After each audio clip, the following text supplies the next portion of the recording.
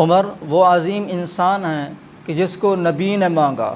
تمہیں بھی اسلام کی ضرورت ہے، مجھے بھی اسلام کی ضرورت ہے، پیروں کو بھی اسلام کی ضرورت ہے، ولیوں کو بھی اسلام کی ضرورت ہے، لیکن اسلام کو عمر بن خطاب جیسے جرنیل کی ضرورت ہے۔ عمر بن خطاب کو نبی نے مانگا۔ سید حضرت عطا اللہ شاہ بخاری رحمۃ اللہ علیہ سے کسی نے پوچھا علی اور عمر میں کیا فرق ہے؟ حضرت عطا اللہ شاہ بخاری رحمۃ اللہ علیہ نے فرمایا علی مرید ہے، عمر مراد رسول ہے۔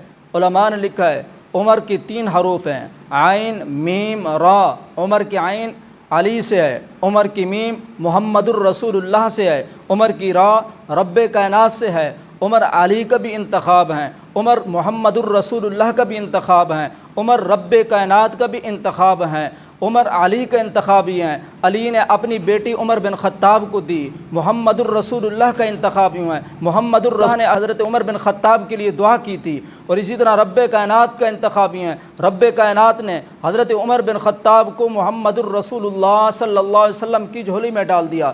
حضرت عمر بن خطاب وہ عظیم انسان ہیں جس کے بارے میں حضور علیہ الصلاۃ والسلام نے فرمایا جس گلی سے عمر گزرتا ہے اس گلی سے شیطان نہیں گزرتا۔ ایک اور حدیث میں ہے حضور علیہ الصلاۃ والسلام نے فرمایا لو کان بعدی نبی لکان عمر، اگر میرے بعد کوئی نبی ہوتا تو عمر ہوتا۔ ایک اور حدیث میں ہے حضور علیہ الصلاۃ والسلام نے فرمایا ان اللہ جعل الحق علی اللسان عمر، کہ بے شک اللہ نے عمر کی زبان پر حق کو جاری کر دیا ہے۔ حضرت ابو سعید خدری رضی اللہ تعالیٰ عنہ فرماتے ہیں حضور علیہ الصلاۃ والسلام نے فرمایا کہ جس شخص نے عمر سے بغض رکھا اس نے مجھ سے بغض رکھا، کہ جس نے عمر سے محبت کی اس نے مجھ سے محبت کی۔ حضرت علی رضی اللہ تعالیٰ عنہ فرماتے ہیں عمر وہ عظیم انسان ہیں جنہوں نے اعلانیاً ہجرت کی۔ جب ہجرت کرنے لگے تو اس وقت اعلان کیا کسی نے بیوی کو بیوہ کرانا ہو، بچوں کو یتیم کرانا ہو، آج عمر جو ہے وہ ہجرت کر رہا ہے،